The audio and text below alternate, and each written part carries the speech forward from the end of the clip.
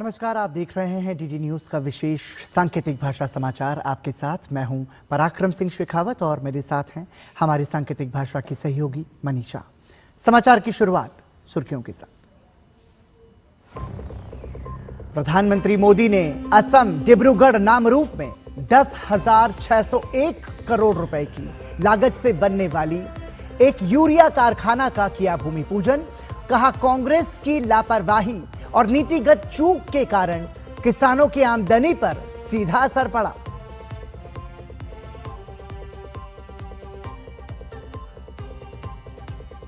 जी राम जी पर विपक्ष लोगों को कर रहा है गुमराह।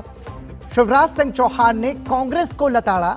कहा, विकसित भारत जी राम जी योजना मनरेगा से आगे का कदम।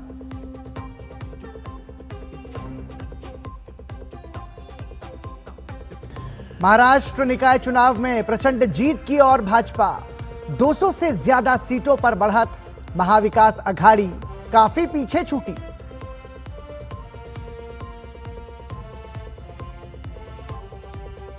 रेलवे ने नए किराया स्लेब में आम लोगों को बड़ी राहत दी। 215 किलोमीटर तक किराए में बढ़ोतरी नहीं। 500 किलोमीटर की नॉन एसी यात्रा के लिए देने होंगे 10 रुपए अतिरिक्त। और अंडर 19 एशिया कप के फाइनल में पाकिस्तान ने भारत के सामने रखा 348 रन का लक्ष्य। भारत की कमजोर शुरुआत, 100 रन के अंदर ही 7 बल्लेबाज लौटे पवेलियन।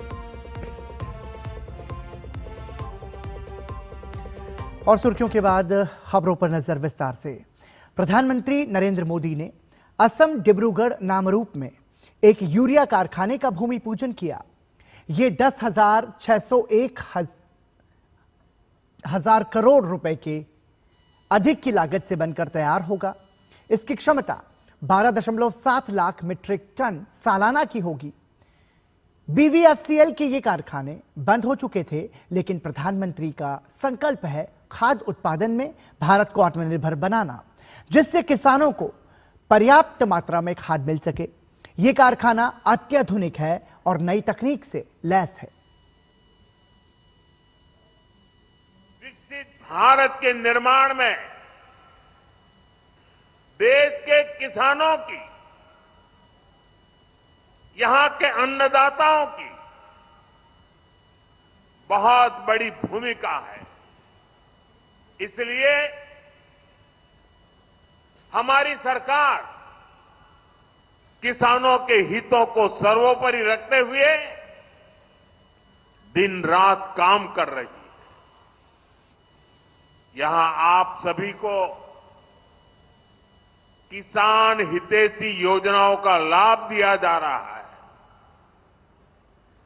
कृषि कल्याण की योजनाओं के बीच ये भी जरूरी है कि हमारे किसानों को खाद की निरंतर सप्लाई मिलती रहे। आने वाले समय में ये यूरिया कारखाना ये सुनिश्चित करेगा। इस फर्टिलाइजर प्रोजेक्ट पर करीब 11,000 करोड़ रुपए खर्च किए जाएंगे। यहां हर साल 12 लाख मैट्रिक टन से ज्यादा खाद बनेगी। जब उत्पादन यही होगा तो सप्लाई तेज होगी। प्रधानमंत्री नरेंद्र मोदी ने कांग्रेस की नीतियों पर कड़ा प्रहार करते हुए किसानों को झेलनी पड़ी मुश्किलों को सामने रखा। उन्होंने कहा कि एक समय था जब नामरूप खाद्य संयंत्र कृषि उत्पादकों के लिए एक महत्वपूर्ण केंद्र हुआ करता था, लेकिन कांग्रेस की लापरवाही और नीतिगत चूक के कारण किसानों की आमदनी पर इसका सीधा असर पड़ा। एक समय था जब यहां बनी खाद से नॉर्थ ईस्ट के खेतों को ताकत मिलती थी, किसानों की फसलों को सहारा मिलता था। जब देश के कई हिस्सों में खाद की आपूर्ति चुनौती बनी, तब भी नामरूप किसानों के लिए उम्मीद बना रहा। लेकिन पुराने कारखानों की टेक्नोलॉजी के समय के साथ पुरानी होती गई और कांग्रेस की सरकारों ने कोई ध्यान नहीं दिया। नतीजा ये हुआ कि नामरूप प्लांट की कई यूनिट्स इसी वजह से बंद होती गई। पूरे नॉर्थ ईस्ट के किसान परेशान होते रहे, देश के किसानों को भी तकलीफ हुई, उनकी आमदनी पर चोट पड़ती रही, खेती में तकलीफें बढ़ती गई। लेकिन कांग्रेस वालों ने इस समस्या का कोई हल ही नहीं निकाला, वो अपनी मस्ती में ही रहे। इससे पहले प्रधानमंत्री नरेंद्र मोदी ने गुवाहाटी स्थित शहीद स्मारक में असम आंदोलन के शहीदों को श्रद्धांजलि अर्पित की और उनके बलिदान को नमन किया। यह स्मारक साल 1979 में शुरू हुए असम आंदोलन के दौरान मारे गए लोगों की स्मृति में बना है। वहां शहीदों की दीर्घा है, जिसका प्रधानमंत्री ने अवलोकन किया। आंदोलन 6 साल चला था और साल 1985 में खत्म हुआ था। उस दौरान शहीद हुए लोगों की प्रतिमाएं ही दीर्घा में लगी हैं।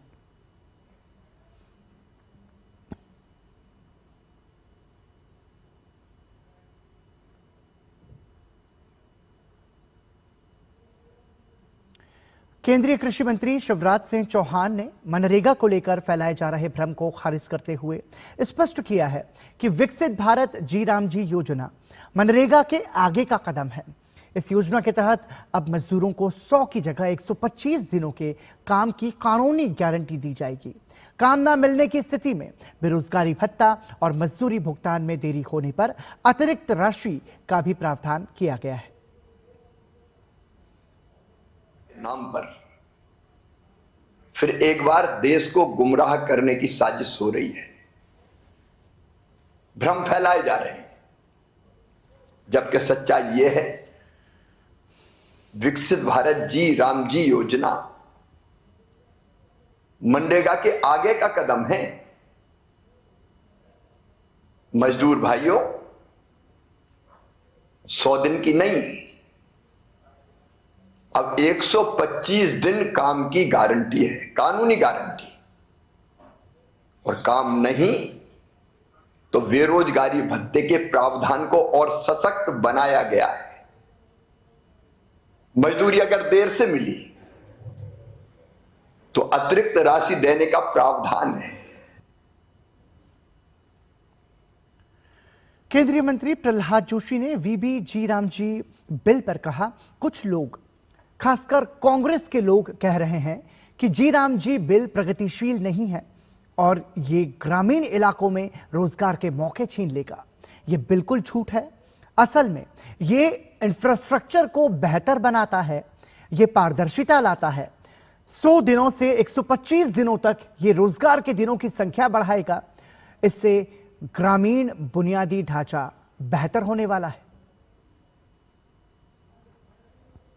G Ramji bill is most progressive. Actually, it improves the infrastructure. It brings the transparency. And from 100 days to 125 days, it will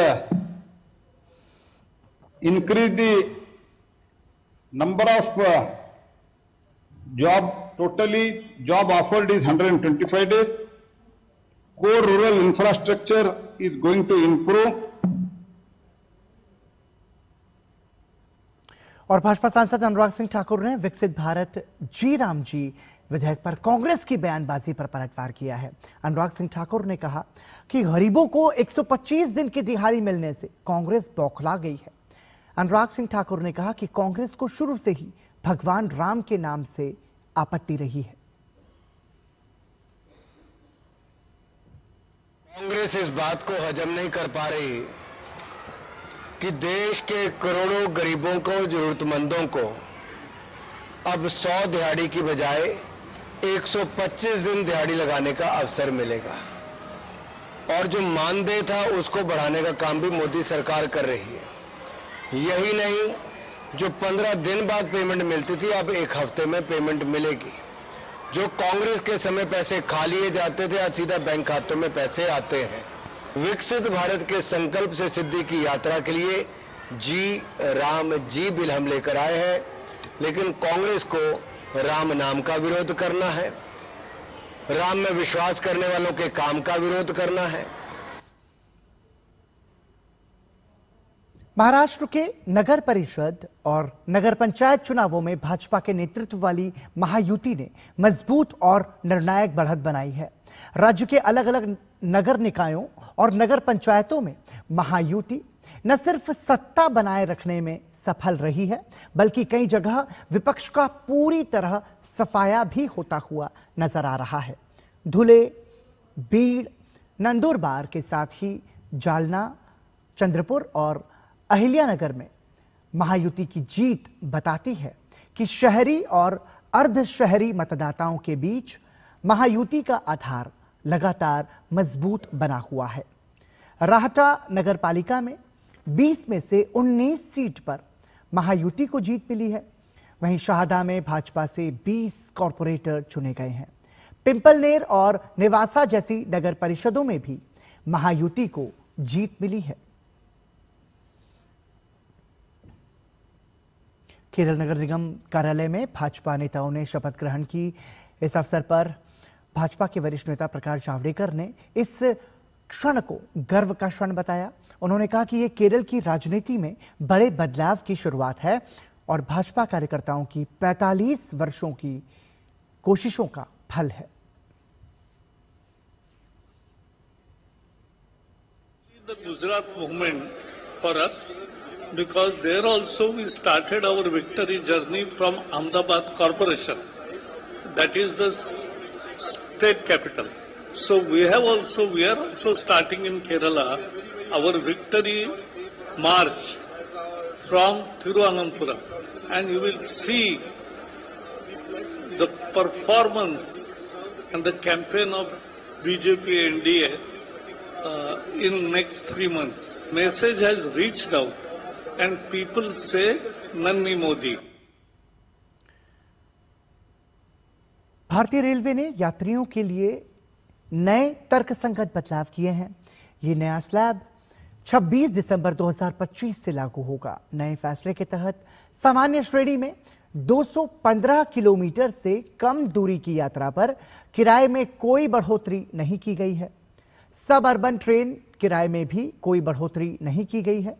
215 kilometre से अधिक दूरी की यात्रा करने वालों के लिए किराए में मामूली बढ़ोतरी की गई है। सामान्य श्रेणी में प्रति किलोमीटर 1 पैसा, जबकि मेल और एक्सप्रेस ट्रेनों की नॉन एसी और एसी क्लास में प्रति किलोमीटर 2 पैसे की बढ़ोतरी की गई है। रेलवे के मुताबिक इस संशोधित किराए स्लैब से करीब 600 करोड़ रुपए के अतिरिक्त राजस्व की उम्मीद है। रेलवे ने पिछले 1 दशक में अपने नेटवर्क और परिचालन को काफी विस्तार दिया है। रेलवे अधिक परिचालन की आवश्यकताओं को पूरा करने और सुरक्षा को बेहतर बनाने के लिए अपने कर्मचारियों की संख्या भी बढ़ा रहा है। रेलवे ने स्पष्ट किया है कि किराया बढ़ोतरी को न्यूनतम रखा गया है ताकि आम यात्रियों पर बोझ न पड़े।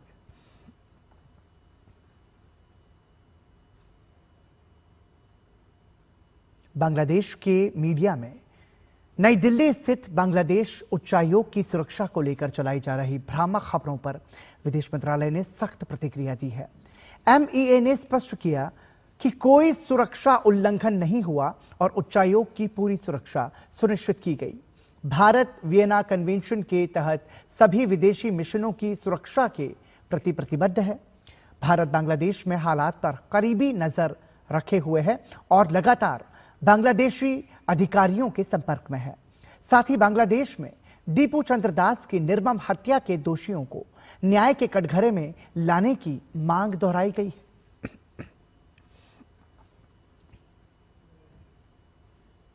बांग्लादेश में बढ़ते तनाव पर केंद्रीय मंत्री किरेन रिजिजू ने सोशल मीडिया प्लेटफॉर्म एक्स पर अपनी प्रतिक्रिया दी है। अपने संदेश में उन्होंने लिखा कि जरा बांग्लादेश और पाकिस्तान में अल्पसंख्यकों की दयनीय स्थिति देखो, उनके भयानक जीवन के बारे में सोचो। विभाजन के दौरान जिन लोगों का इलाका भारत का हिस्सा बन गया वो बेहद भाग्यशाली हैं। भारत में आजादी का आनंद लेते हुए भारत को ही बदनाम करना बंद करें।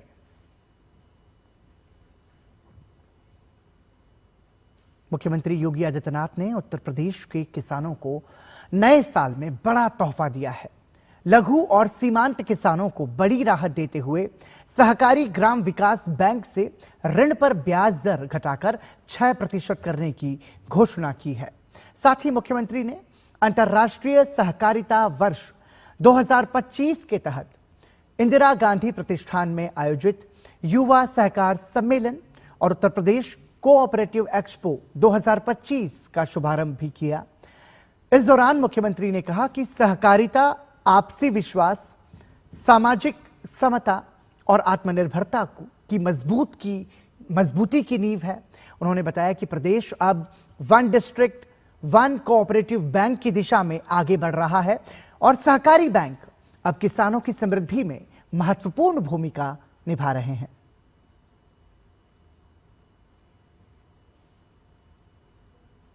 उत्तर प्रदेश सहकारी ग्राम विकास बैंक एलडीबी का जो रेट ऑफ इंटरेस्ट है लगभग 11.5% है। अब हम लोग इसको कम करने की दिशा में आगे बढ़ रहे हैं और इसके लिए मैं चाहूंगा कि यह लोन अब किसान को 6% पर मिले। लघु और सीमांत किसान को प्रदेश के अंदर मुख्यमंत्री कृषक समृद्धि योजना के अंतर्गत हम लोग 6% पर इस ब्याज को एलडीबी के माध्यम से उपलब्ध करवाएंगे। पश्चिम बंगाल की राजधानी कोलकाता के साइंस सिटी में राष्ट्रीय स्वयंसेवक संघ प्रमुख मोहन भागवत ने एक कार्यक्रम के दौरान बंगाली समाज को संबोधित किया। संघ प्रमुख ने अपने संबोधन में कहा कि भारत बड़ा हो रहा है। भारत के बड़े होने का अर्थ है हिंदू का बड़ा होना, इसलिए दुनिया के दुष्ट लोगों की चिंता बढ़ गई है। इसी कारण भारत और संघ के बारे में बहुत तेजी से प्रतिकूल प्रचार फैलाया जा रहा है।